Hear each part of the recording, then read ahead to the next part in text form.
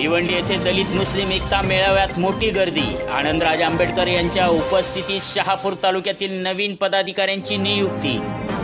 नमस्कार, वृत्तरत्न महाराष्ट्र न्यूज, मी प्रतिनिधी गणेश आहिरे आपलं स्वागत आहे। 8 नोव्हेंबर 2025 रोजी भिवंडी येथे दलित मुस्लिम एकता मेळावा पार पडला।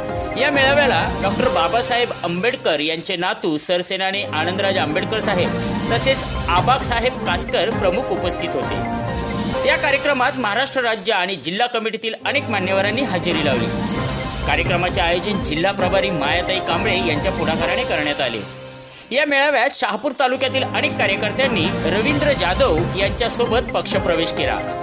यावेळी रवींद्र जाधव यांची शहापूर तालुका अध्यक्षपदी तर दीपकेश उबाळे यांची शहापूर तालुका उपाध्यक्षपदी आणि शाहीद शेख यांची तालुका युवा अध्यक्ष अल्पसंख्याक विभाग म्हणून नियुक्ती करण्यात आली।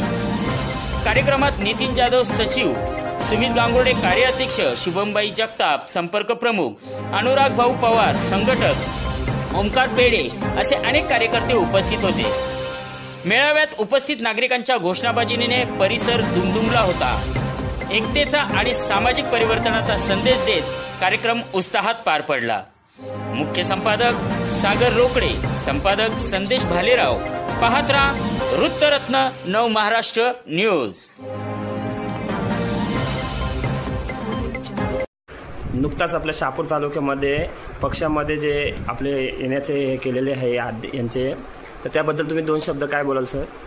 शहापूर तालुक्यामध्ये रवींद्र चंद्रकांत जाधव यांना शहापूर तालुका अध्यक्ष म्हणून आम्ही जाहीर केलेला आहे। त्याचबरोबर शाहीद शेख यांना अल्पसंख्याक सेलचा आपण अध्यक्ष बनवलेला आहे शहापूर तालुक्याचे। आणि मला पूर्ण उमेद आहे की कार्यकर्ते अत्यंत तरुण आहेत, अत्यंत लढाऊ आहेत आणि त्यांना राजकीय अनुभव आहे आणि त्यामुळं रिपब्लिकन सेना शहापूरमध्ये अत्यंत चांगल्या पद्धतीने वाढवतील आणि जनमानसाचे जे काही प्रश्न आहेत त्याच्यावरती हात घालून लोकांना न्याय देण्याचा प्रयत्न करतील। त्याचबरोबर आता इलेक्शन येतात, त्या इलेक्शनमध्ये सुद्धा शहापूर तालुक्यामध्ये आंबेडकरी जनता मोठ्या संख्येने आहे। त्या लोकांना सर्वांना विश्वासात घेऊन शहापूर तालुक्यामध्ये चे कार्यकर्ते, रिपब्लिकन सेनेचे कार्यकर्ते सत्तेमध्ये जातील ही माझी अपेक्षा आहे। धन्यवाद। जय भीम।